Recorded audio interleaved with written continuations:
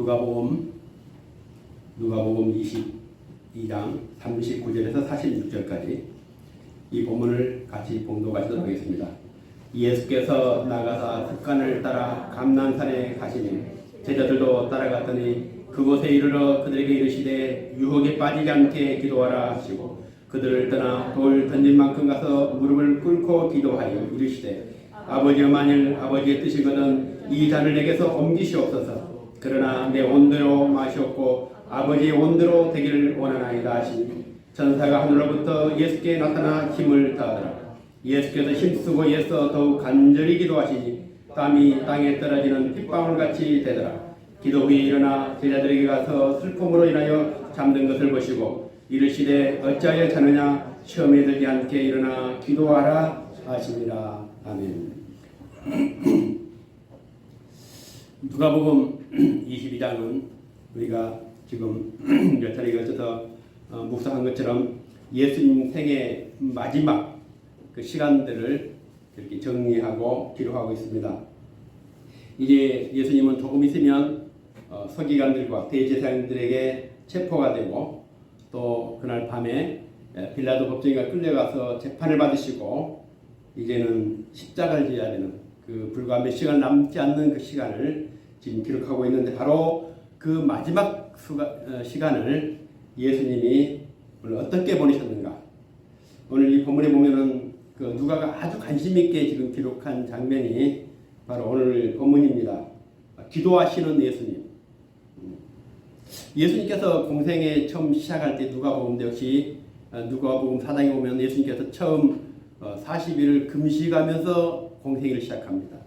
그리고 예수님의 생의 마지막 시간을 기도하면서 이제 공생애를 마치게 됩니다. 물론 이제 그 이후에는 재판의 과정과 십자가를 처형해야 하는 그런 과정이 있지만 예수의 공생의 시작은 기도하시면서 기도로 끝나는 그런 생애를 보실 수가 있습니다. 그리고 예수님 오늘 본문에 보면 예수께서 유월절 식사를 끝내고 제자들과 함께 이제 감난산으로 가시게 됩니다. 평상시에도 예수님은 이 감난산을 홀로 기도하셨는데 평상시에는 홀로 가셨는데 오늘 특별히 제자들과 함께 가게 됩니다.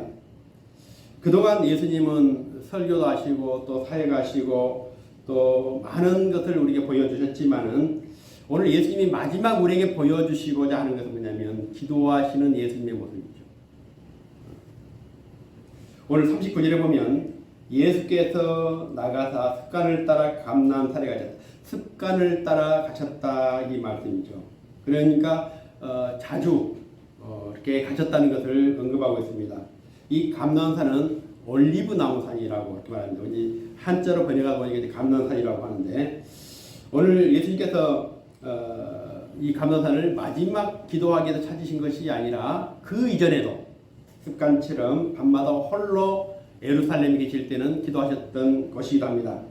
누가복음 21장 37절에 보니까 예수께서 낮에는 성전에서 가르치시고 밤에는 홀로 감난산이라는 곳에 가서 쉬셨다, 기도하셨다 그런 말이 나옵니다.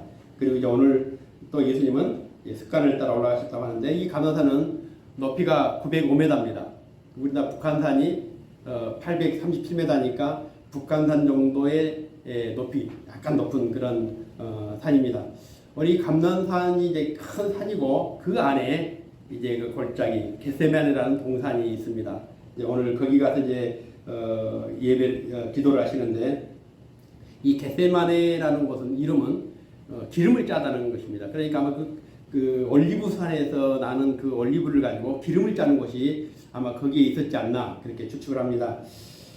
이 감난산은 오늘 여기 기록되어 있지만은 구약에도 두 번 언급이 됩니다. 사무엘하 15장에 보면 이제 다윗의 아들 압살롬이 쿠데타를 일으킵니다. 그래서 다윗이 이제 다 버려두고 홀로 피난길을 떠나면서 이제 갔던 곳이 바로 우리 감난산입니다. 이 올리브나무 산을 가게 되는데 거기에 보면은 중턱에 하나님을 경외하는 마르턱이라는 곳이 있는데 예전부터 이거 예배하는 곳이 아니었을까라고 추측합니다.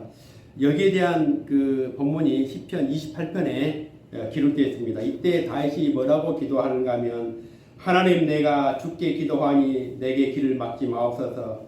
주께서 내 기도에 잠잠하시면 어떻게 하겠습니까? 다윗이 울면서 그것도 사실은 많은 전쟁을 했지만 자기 아들에 의해서 쫓겨나고 또 아들에 의해서 도망가야 되는 이 처참한 그 다윗의 심정이라는 것은 어떤 전쟁보다도 아마 처참했을 겁니다. 그래서 다윗이 눈물로 기도하면서 하나님 기도합니다. 하나님, 내가 기도할 때 길을 막지 마시고 또 주님이 잠잠하시면 내가 어떻게 하겠습니까? 가장 절박할 때에 그리고 가장 비탄에 빠졌을 때 찾았던 곳이 바로 이 감난산이기도 합니다. 그런데 오늘 스가랴 14장에 보면은 이제 예수님의 그 재림을 언급하면서 이렇게 말씀합니다. 그날에 그의 발이 예루살렘아 곧 동편 감난산에 서실 것이라. 그러니까 이 감난산은 굉장히 영적인 어떤 의미가 있는 산이기도 합니다. 그래서 오늘 예수님께서 오셔서 매일 홀로 찾으셨던 곳이 감난산이고 마지막으로 기도했던 곳도 감난산이고 뿐만 아니라 예수님이 승천하신 곳도 감난산이고 스가랴 14장 4절을 보면 다시 오셔서 서실 곳도 감난산이에요. 굉장히 의미가 있는 산이죠. 아무튼 오늘 예수님께서 이 감난산에서 기도하시는 모습을 누가는 의도적으로 굉장히 조명을 하고 있습니다. 특별히 이제 그 누가복음은 성령 복음 뭐 이렇게 얘기도 합니다. 왜냐면 성령에 대한 언급이 굉장히 많고 또 기도하는 그 예수님 모습을 굉장히 많이 언급합니다. 그래서 기도복음이라기도 한 그런 또 부르기도 합니다. 3장 21절 보면 세례 받으시고 기도하실 때 하늘 문이 열렸다. 이렇게 나오시죠. 5장 10절 보니까 예수님께서 혼자서 한적한 곳에 가서 기도하시고 6장 12절에 보니까 12 제자를 선택하실 때도 먼저 기도하시고 내려오셔서 선택하셨고 그리고 9장 18절 보니까 예수님께서 따로 기도하셨다. 또 변화산에서 9장 29절 보니까 예수님께서 기도하실 때 용모가 변화되고 그 옷이 휘어져 광채가 나고 11장 1절 보니까 한 곳에서 기도하시고 주의 기도를 가르쳐 주셨다. 18장 1절 보니까 항상 기도하고 낙심하지 말라고 말씀하셨고 또 19장 46절 보니까 성전에 들어가셔서 이곳은 내 아버지의 기도하는 집이다. 그렇게 또 말씀합니다. 그리고 특별히 종말에 대해서 예언하시면서 21장 26절에 보니까 항상 기도하고 깨어있으라. 이렇게 누가복음은 기도라는 주제로 정한다면 기도하시는 예수님. 그리고 그분은 인간으로서 견딜 수 없는 엄청난 형벌, 이 형벌을 앞에 두고 마지막으로 오늘 제자들에게 보여주신 그 자신의 모습이 뭐냐면 기도하는 모습이죠. 바울이 이렇게 언급합니다. 고린도후서 4장 7절에 보니까 우리는 질그릇 것 같지만 우리 이 질그릇에 우리는 보배를 가졌다고 말합니다. 우리가 이 보배를 질그릇에 가졌으니 이는 심히 큰 능력은 하나님께 있고 우리에게 있지 아니함을 알게 하려 함이라. 우리에게 여러분 우리가 질그릇 같은 존재지만 그 안에 엄청난 보배가 담겨져 있습니다. 어떤 분이 저한테 그런 얘기를 합니다. 지갑을 하나 선물하셨다고 하는데 지갑이 요즘에 얼마짜리 아십니까? 몇십만 원씩 하대요. 근데 돈 10,000원 넘는데 지갑 몇십만 원짜리를 갖고 다니면 폼이 나겠습니까? 그러니까 예전에는 다 지갑이 낡고 떨어져도 그 안에 앞바다 10,000원짜리 몇 개 있으면 굉장히 대단해 보이지 않습니까? 근데 요즘에는 지갑보다 그 안에 있는 돈이 더 적어요. 근데 이 성경에 보니까 우리를 표현할 때 정말 보잘것없는 질그릇인데 그 안에 보물이 있기 때문에 우리가 빛나 보인다는 겁니다. 그러니까 저는 누가 비싼 지갑보다는 10,000원짜리 지갑에다가 10만 원 담아서면 더 좋을 것 같아요. 참고로 하십시오. 아니 근데 50만 원짜리 지갑, 100만 원짜리 지갑에다가 넣을 것도 없고 넣을 돈도 없는데 그렇지 않습니까? 근데 우리를 바울은 고린도후서 4장 9절에 그렇게 말씀합니다. 우리를 4장 7절에서 이 보배를 질그릇에 가졌다. 그러니까 우리는 우리의 존재를 잘 모릅니다. 우리가 얼마나 대단한지를 모릅니다. 그런데 우리가 보배로운 놀라운 보배를 가졌다는 것을 누가 아느냐? 사탄이 아는 겁니다. 그러니까 사탄은 우리를 두고 잠을 잘 수가 없습니다. 어떻게 하면 그것을 뺏을까? 어떻게 하면 무너뜨릴까? 어떻게 하면 실족하게 할까? 어떻게 하면 멸망의 길로 갈까? 그러니까 우리는 이 구원이라는 것이 하찮은 것처럼 보일지 모르겠지만 사탄은 날마다 예수가 힘드는 것이 어떻게 하면 저 영혼이 가지고 있는 그 보배로운 보혈 예수 그리스도를 우리에게서 뺏어갈까? 그러니까 사탄이 하나님에게 여호와의 총회에 들어와서 욕을 달라고 요구를 합니다. 또 지난주에 우리 본 것처럼 또 사탄이 베드로를 청구를 합니다. 매일 참수하고 우리를 유혹하고. 우리는 구원이 뭔지를 잘 모르기 때문에 다 세상 사람들의 관점에서 우리를 볼 때는 아무것도 없는 것 같고 보잘것없는 것 같고 그러지만은 하나님께서 우리에게 주신 이 보배로운 것들을 생각하면 정말 말로 표현할 수 없는. 그래서 뭐라고 말씀하냐면 우리가 받을 저 하늘에 말할 수 없는 기업, 그리고 아브라함이 그랬고 모세가 그랬고 다윗이 그랬고 수많은 믿음의 사람들이 바라봤던 그 영원한 하나님의 나라, 그것을 우리에게 약속하셨고 우리는 그 약속받은 그런 하나님의 자녀들입니다. 그러니까 우리는 돈으로 살 수 없는 그 영원한 하나님의 기업을 유업을 받았고, 그리고 장차는 이제 사랑의 아들의 나라에 우리가 들어가게 될 것이라고 성경은 말씀합니다. 그리고 때가 되면은 이제 우리는 왕 같은 재산왕으로. 그러니까 사탄은 할 수만 있으면 어떻게 하든지 우리를 넘어뜨리고 실족하게 하고 우리를 유혹하고 우리가 가지고 있는 그 거룩한 것을 뺏으려고 하는 거예요. 그러니까 성도라고 한다면 눈으로 볼 수 있는 것만 보는 것이 아니라 눈으로 볼 수 없는 것을 볼 수 있는, 그게 바로 영적인 눈과 영적인 시력인 것이죠. 그러니까 질것 같은 나에게 얼마나 귀한 보배가 있는가를 볼 수 있어야 됩니다. 그래서 우리가 기도할 때도 주님, 아무것도 없는 것 같은 주님, 내 잔이 넘치나요. 시편 23편의 말씀처럼 주여 내 잔이 넘치나요. 그런데 우리가 눈으로 보는 것이 전부인 것으로 우리가 알고 살기 때문에 맨날 우리가 힘들고 또 절망하고 애통하고 슬퍼하고 한숨을 쉬고, 우리가 이 영적인 전쟁을 하는가 하면은 우리에게는 뺏을 게 너무나 많은 겁니다. 사탄은 정치인들이 가지고 있는 권력이나 아니면 경제인들이 가지고 있는 그 돈이나 그런 걸 탐내지 않습니다. 왜? 어차피 그것은 죽으면 가져가지 못하기 때문에. 뭐 권력을 가져갑니까? 아니면 재벌들이 돈을 가져갑니까? 어차피 다 놔두가기 때문에 사탄은 그걸 탐내지 않습니다. 그러나 우리가 가지고 있는 것은 지금의 하나님의 자녀라는 신분, 왕 같은 재산이라는 이 신분은 우리가 죽어서도 가지고 가는 영원한 천국에서 우리가 누리는 그 권리와 자격과 권세이기 때문에 마귀는 우리에 대한 늘 영적 전쟁을 한다는 겁니다. 그래서 사탄이 늘 우리에게 속삭이는 게 뭐냐면, 야, 너가 가지고 있는 거 아무것도 아니야. 보잘것없는 것이 구원이 뭔데? 자꾸 우리에게 우리가 가지고 있는 것이 아무것도 아닌 것처럼 얘기를 합니다. 내가 배고플 때 이 구원이라는 것이 국밥 한 그릇과 바꿀 수 있습니까? 그래서 어느 순간 들어보면 사탄의 말이 맞는 것 같습니다. 맞아, 돈이 최고지. 구원은 구원이고, 그래서 이 사탄은 우리가 가지고 있는 것으로 세상 것과 바꾸도록 자꾸 유혹을 하는 것이. 그래서 가룟 유다를 무너뜨립니다. 의롭고 경건한 욥을 철저하게 파멸시키고 무너뜨립니다. 베드로를 요구합니다. 히브리서 6장에 보면 그래서 한 번 빛을 받고 하늘의 은사를 맛보고 성령에 참여한 바가 될지라도 오늘 타락한 자들이 있을 수 있다는 것이죠. 예수님은 3년 동안 매일 기도하시면서 제자들에게 기도하라는 말을 강요하지 않았고 또 특별히 기도를 가르쳐주지도 않았습니다. 왜냐하면 기도라는 것은 가르치는 것이 아니라 예수님이 기도를 보여주고 싶었던 겁니다.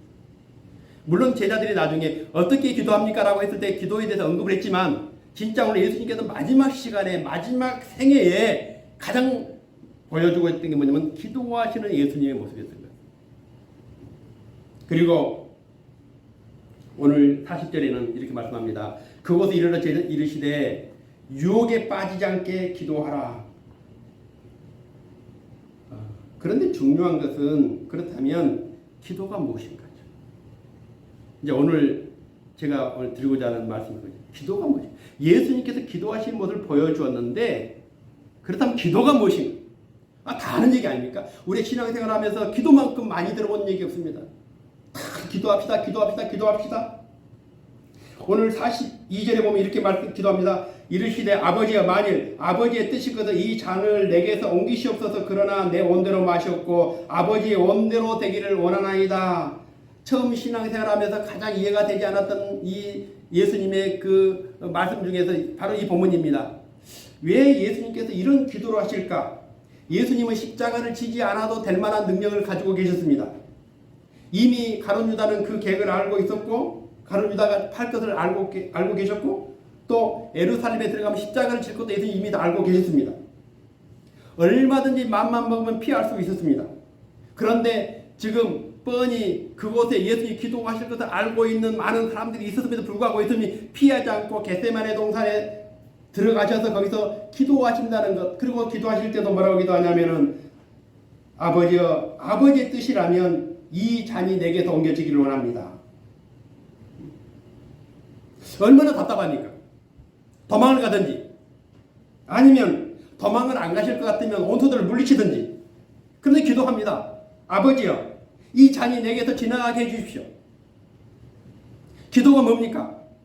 피할 수 있음에도 도망갈 수 있음에도 살 수 있는 길이 있음에도 불구하고 거기 앉아서 기도하시는 예수님 모습을 생각해 보십시오. 얼마나 답답해요.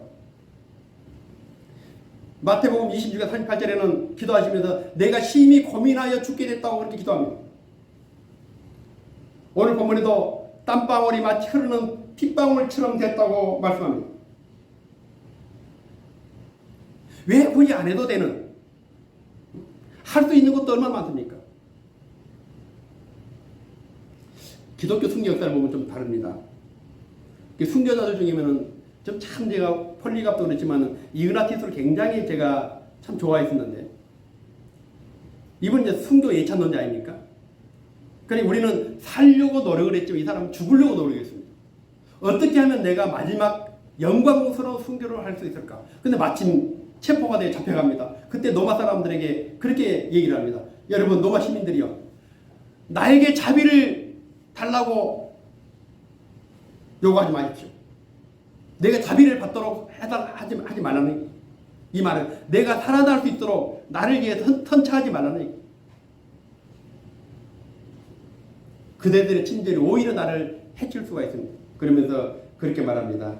부디 내 부탁을 들어서 나로 하여금 하나님 앞에 큰 은혜를 얻게 해달라. 그래서 내가 맹수의 밥이 되어서 내 모든 사지가 다 찢어지고 그럴지라도 내가 그 길을 갈 수 있도록 해달라. 너무 우리가 이제 사실은 아무리 악한 사람도 체험받으면 참 동정이 생기지 않습니까? 그러니까 로마 사람들 혹시라도 자기에게 동정을 베풀고 또 집행관이 자기를 살려줄 수 있기 때문에 오늘 이 유나티우스는 마지막 현장에 가면 그렇게 말합니다. 그러면서 그리스도인들에게 그렇게 말합니다. 내가 예수만 얻게 된다면 내가 화형이나 십자가나 아니면 사람 짐승의 공격이나 아니면 내가 뼈가 으스러지고 내 몸이 다 찢길지라도 내가 예수만 얻게 된다면 난 그 길을 가겠다. 이렇게 좀 죽음 앞에서 참 당당하면 얼마나 좋겠습니까? 그래서 마지막에 황제가 사형 원도를 탁 내리니까 하나님 감사합니다. 내 기도를 들어주셔서 감사합니다.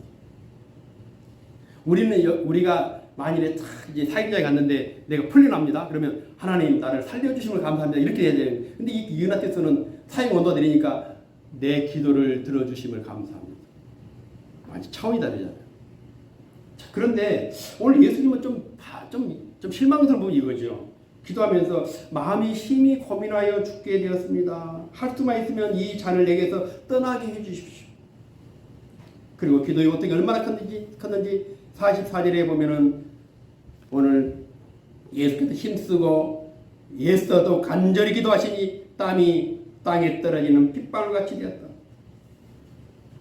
여기서 중요한 것은 그럼 지금 오늘 기도하시는 그분 누구냐 이거예요. 하나님의 아들 예수 그리스도입니까? 아닙니다. 우리가 이 본문에 대해서 고민과 이 자꾸 그런 마음이 드는 건 뭐냐면은 정말 기도하신 분이 바로 하나님의 아들 예수 그리스도를 보기 때문에 그런 겁니다. 오늘 지금 십자가의 형벌 앞에서 괴로워하고 할 수만 있으면 그것을 피하려고 하는 땀을 핏방울처럼 흘리는 이분은 누군가 하면은 바로 나를 대신해서 하나님의 십자가 위에서 형벌의 틀 위에서 이제 마지막 제물로 드려지는 희생 제물이 하나님의 아들 예수가 아니라 나를 대신해 십자가를 지는 나를 대신 형벌을 당하는 오늘 희생의 제물 바로 그분입니다. 예수님은 그의 일생을 보시면은 자기의 슬픔을 표현한 적이 거의 없습니다. 그래서 예수님의 슬픔은 유대인들의 박해나 아니면 어떤 악한 자들 그리고 어떤 제자들의 배신 또 마귀로부터 오는 것이 아니라 오늘 예수님의 이 슬픔은 뭐냐면 아버지로부터 온 것입니다. 언젠가 예수님이 빌라도의 법정에 서신 것처럼 이 세상의 모든 사람들이 죄인들이 다 하나님의 법정에 서게 될 것입니다. 그래서 그 법정에서 울부짖음과 통곡과 이를 갈고 그 죽음을 두려워하는 그런 모습을 지금 예수님의 마지막 모습에서 보게 됩니다. 예수님은 그런 지금 그 슬픔과 고통을 표현하고 있습니다. 영혼이 기절할 정도의 그 죽음의 고통. 얼마나 그 죽음의 형벌이 들어오면 오늘 예수님께서 말씀합니다. 아버지여, 내가 심히 고민하여 죽겠습니다. 할 수만 있다면 이 장이 내게서 지나기. 그리고 땀이 핏자루 흘러내립니다. 사람에게 죽음만큼 두려운 일이었습니다. 그러나 그 죽음이 그냥 죽음이 아니라 하나님 앞에 형벌을 받아 죽어야 되는 죽음이란다면 어떤 강심장의 인간도 그 죽음을 견뎌낼 수 없을 것입니다. 오늘 예수님은 바로 우리를 대신해 죽으실 그 희생 제물, 그 제물로 지금 주님 앞에 서 있는 것입니다. 그렇다면 오늘 이런 상황에서 주님이 우리에게 주실 메시지가 뭔가 하면 단순히 나는 너희 때문에 이런 고통을 내가 당할 수밖에 없다. 나는 너희를 대신해 이렇게 죽노라. 나도 죽었으니까 너희도 앞으로 그렇게 될 것이다. 그런 것이 아니라 오늘 주님께서 그동안 우리에게 수없이 기도로 마지막에 하셨던 그 기도가 무엇이냐면 42절에 이렇게 말씀합니다. 아버지여, 만일 아버지의 뜻이거든 이 잔을 내게서 옮기시옵소서. 그러나 내 원대로 마시옵고 아버지의 원대로 되기를 원합니다. 예수님은 제자들에게 권세와 능력을 주셨던 분입니다. 소돔과 고모라에서 노새 집을 대문을 뚫고 들어왔던 그 사람들을 눈멀게 하고 흩어지게 했던 그 능력을 주셨던 그분이 오늘 제자들에게도 능력을 주셨습니다. 마음만 먹으면 다 하시는 분이었습니다. 그리고 예수님께서 마지막 십자가를 겟세마네 동산에서 그렇게 말씀합니다. 내가 지금이라도 아버지께 구하면 12영도 더 되는 군대를 보내서 저 악한 무리들을 다 물리칠 수 있다고 말합니다. 내가 원하기는 하면 십자가를 내가 치지 않을 수도 있다고 그렇게 말씀합니다. 그런데 오늘 그런 예수님이 기도하셨던 그 이유는 뭐냐면은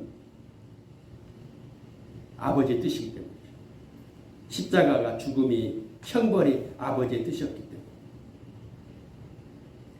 그래서 우리에게 기도를 예수님 말씀할 때 뭐라고 전제하냐면 유혹에 빠지지 않도록 기도하라고 말씀합니다.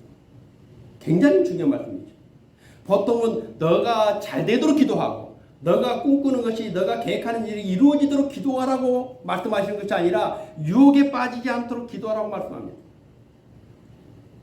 아무리 사는 길이고 축복된 길이 있고 좋은 길이 있고 성공한 길이 있다 할지라도 그것이 아버지의 뜻이 아니라면 그 길을 가지 않도록 기도하는 것. 이게 쉽지 않다는 것이죠. 우리가 기도할 때 다 유혹에 빠져서 기도합니다. 무엇이 하나님의 뜻이고 무엇이 하나님께 유익되는 것보다는 무엇이 나에게 유익되고 내가 원하는 것인가? 내가 하고 싶은 것이 무엇인가? 아버지, 그것을 이루어 주십시오.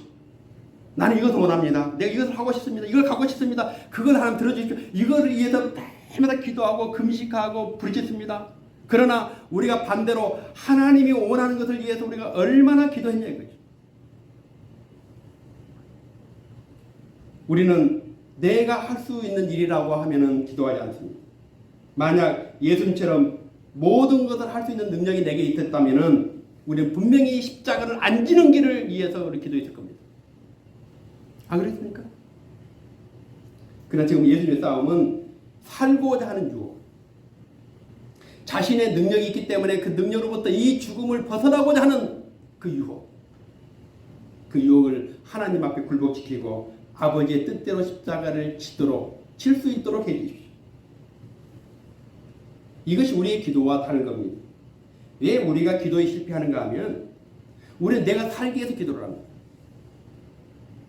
예수님은 아버지의 뜻을 위해서 아버지의 영광을 위해서 살고자 하는 유혹과 싸우시고 그것을 위해 기도했다면 우리는 살기 위해서 기도합니다. 예수님께서 우리에게 예수 기도하시기 전에 마지막으로 40절의 말씀처럼 유혹에 빠지지 않게 기도하라. 왜 기독교가 타락한 줄 아십니까? 교회가 탈선하고 복음을 떠나고 성도들이 영적인 그런 도탄에 빠지게 되는 그 이유가 뭐냐면 미혹을 당한 거죠. 미혹을. 아버지의 뜻을 저버린 겁니다. 교회를 부흥시키기 위해서 기도하죠. 사업이 성공하기 위해서 기도하죠. 건강하기 위해서 기도하죠. 축복받기 위해서 기도하고 좋은 대학 가기 위해서 기도하고 좋은 직장 가기 위해서 기도하고. 그래서 지금의 기독교는 어찌하면 아버지가 원하는 것을 이루기 위해서 기도하는 것이 아니라 내가 원하는 것을 위해서 기도하는 것. 그걸 우리 기도라고 말을 합니다. 그러면서 우리는 사랑이 없어졌고 나눔도 없어졌고 헌신도 없어졌고 겸손도 없어졌고 궁을도 없어졌고 이 성경에 나와 있는 종교적인 모든 것들이 다 기독적인 것이 다 사라졌습니다. 그래서 유사 기독교가 만들어진 거예요. 기도 하나가 잘못되니까 교회가 유사 기독교로 바뀌어버린 거예요. 사탄은 끊임없이 우리를 유혹합니다. 하나님의 보좌를 움직여서라도 너가 하고 싶은 거 다 해라. 할 수 있다. 기도하면 된다. 기도란 내가 원하는 것 열심히 간구하면 하나님이 다 들어주실 것이다. 이 기도의 남용이고 기도의 오용입니다. 며칠 전 이제 우리 한교연에서 그 63 빌딩에서 나라를 위한 기도회를 했습니다. 임원들 다 참석하라고 전화 와서 그래서 제가 시간이 좀 안 되고 그래서 저는 못 가겠더라고. 나라를 위해 기도하는 게 참 좋잖아요. 요즘같이 어려운 때 누가 대통령이 되든지 참 이게 쉽지 않은 것 같습니다. 그러니까 이럴 때 성도들이 또 교회가 또 교회 지도자들이 모여서 기도한다는 것은 참 좋은 것 같습니다. 할 수 있어가 기도해야죠. 제가 기도 참석을 못했기 때문에 제가 어제 우연히 신문을 이렇게 보다가 보니까 63빌딩에서 한교연 299명 목사들이 모여서 기도했던 게 나오더라고요.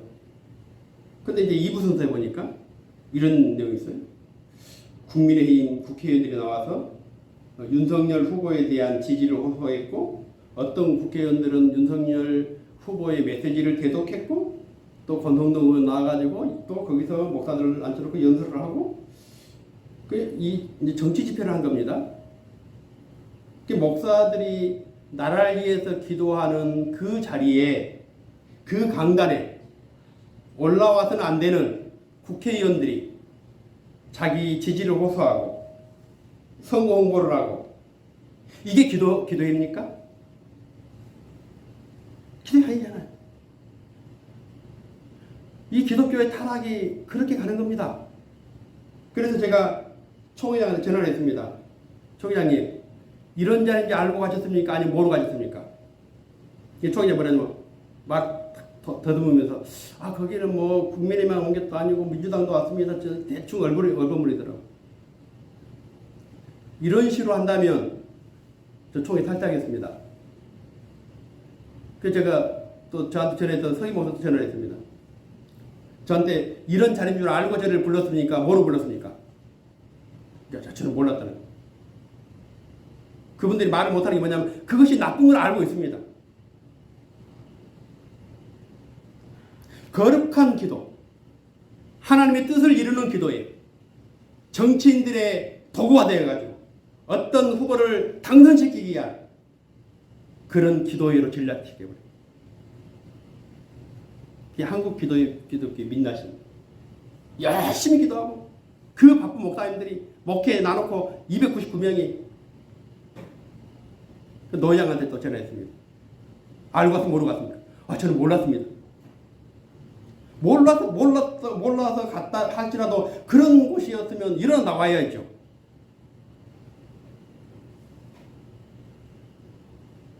제가 어떤 후보를 내가 뭐 낯선이든 당선 그런 얘기 하는 게 아닙니다. 기도라는 것은 하나님의 뜻을 이루는 하나님 나라를 위한 하나님 영광을 위한 그 기도를 해야지 뭔가 인간의 목적 정치적인 야망을 이루는 그 도구로 사용되도록 그런 자리를 허락하고 그런 자리에 이용당하고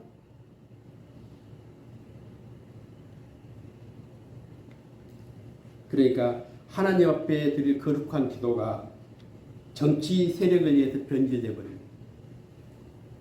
그러니까 집을 지으라고 준 망치를 가지고 호도를 깨먹는 것과 똑같은 거죠.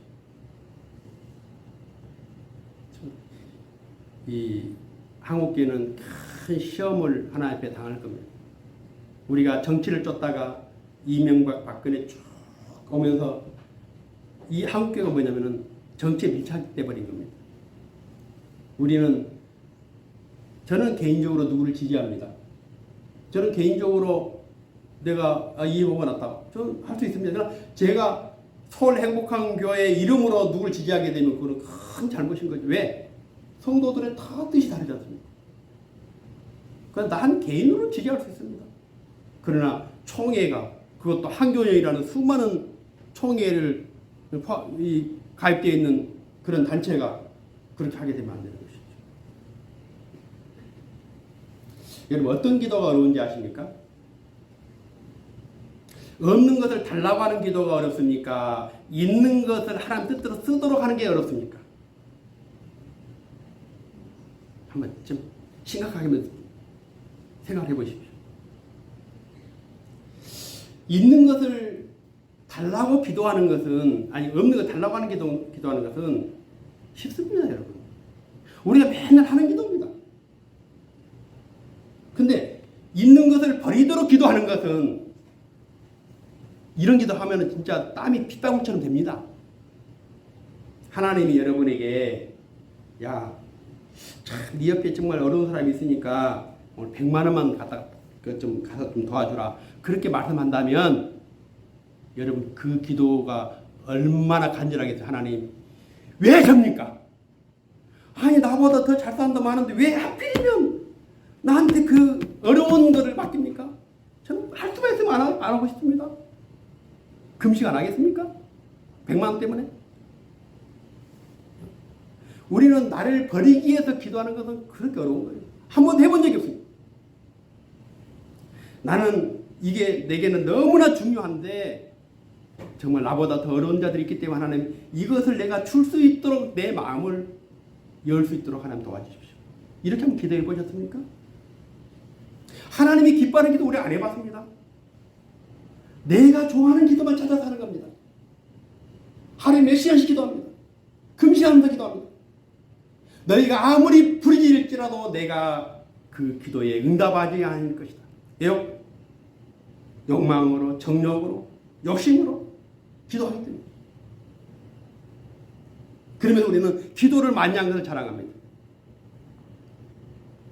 오늘 예수님께서 그렇게 말씀합니다. 어떻게 기도합니까? 하늘에 계신 우리 아버지여 이름이 거룩히 여김을 받으시고 나라의 마십니다. 뜻이 하늘에서 이루어진 것 같이 땅에서도 이루어지기를 얼마나 기도가 심플합니까? 그리고 그 다음에 내게 일용할 양식을 주옵시고. 근데 우리는 이걸 딱 지워버립니다. 지워버리고 하나님 큰 집을 사고 할 수 있으면 한 채 더 사고 그래서 강남에서 사고. 예수님의 기도는 일용할 양식을 달라고 기도합니다.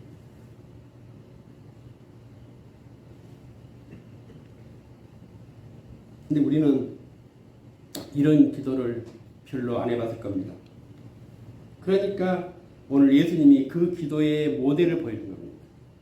사는 길도 있었고 살 수도 있었고 사는 것이 더 쉬웠지만 아버지의 뜻은 내가 십자가를 지는 것이었기 때문에 할 수만 있으면 이 잔이 내게 지나긴 원하지만 아버지의 뜻이라면 얼마나 고통스러운 기도였고 간절한 기도였고 힘든 기도였겠습니까?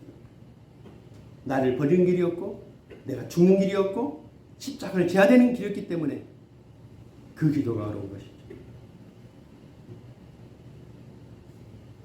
우리는 이 마지막 때 하나님의 뜻에 따라 부름을 입고 이 자리에 왔습니다. 하나님이 영광 받으신 교회를 위해서 우리는 여기 있습니다. 그래서 우리 기도가 바뀌어야 되는 게 뭐냐면 아버지의 원대로 하셨소서, 아버지의 뜻대로 하셨소서.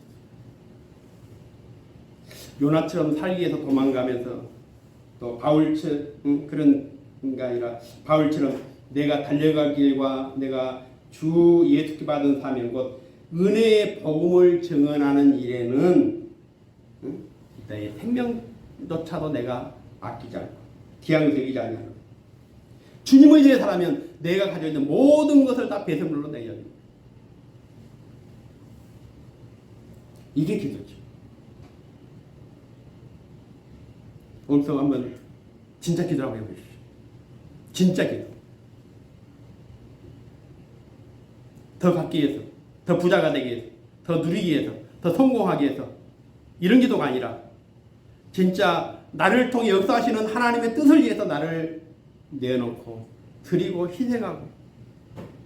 그래서 천국 가면은 예수 때문에 잘 먹고 온 사람과 예수 때문에 그 고난과 힘든 것을 자초하면서 살았던 사람과 누가 더 상급이 크겠습니까?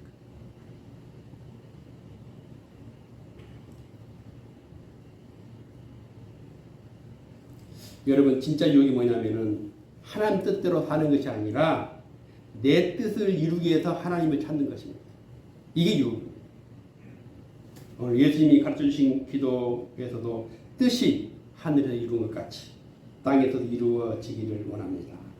우리 이제 정말 다시 기도하기를 원합니다.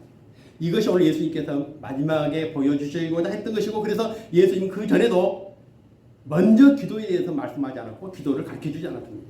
왜냐하면 기도가 그렇게 어렵기 때문이죠. 마지막 죽음 앞에서 드린 기도를 통해서 기도란 이런 것이다. 그래서 우리가 단 1시간만이라도 단 몇 분만이라도 하루에 하나님 뜻을 위해서 한 나라를 위해서 하나님 영광을 위해서 간절히 예수님처럼 그렇게 기도하기를 원합니다. 기도드리겠습니다. 살아계신 아버지 하나님, 진짜 기도가 무엇인지를 알지를 못했습니다. 내가 살기 위해서, 내가 축복받기 위해서, 내 뜻을 이루기 위해서, 내 계획대로 되기 위해서 좋은 직장, 좋은 집, 형통한 길 이런 것 때문에 우리는 기도했습니다. 넓고 평탄하고 광활한 길을 가기 위해서 끊임없이 기도했습니다. 좁고 협착한 길, 고난의 길, 십자가의 길, 나를 부인하는 길, 오늘 하나님 뜻대로 사는 길, 주님의 영광에 사는 길을 위해서는 기도하지 못했습니다. 우리 아버지 하나님, 살 수 있는 길이 있음에도 불구하고 예수님은 아버지의 뜻대로 십자가의 자신을 제물로 내놓기를 기도했습니다. 우리 아버지 하나님, 이제 우리가 기도하기를 원합니다. 하나님이 원하는 기도를 하기를 원합니다. 예수님께 우리가 보여주신 기도를 하기를 원합니다. 유혹에 빠지지 않도록 기도하기를 원합니다. 우리가 원하는 교회를 만들고자 하는 모든 주로부터 우리를 지켜주셔서 이제 이 교회도 하나님이 주인 되시는 교회가 되게 하시고 우리의 모든 삶도 하나님이 주인 되시는 영광 받으시는 그런 삶이 되도록 날마다 기도하고 힘써서 기도하고 간절히 기도하는 주의 백성 다 될 수 있도록 축복하여 주옵소서. 감사합니다. 예수님 이름으로 기도드리옵나이다. 아멘.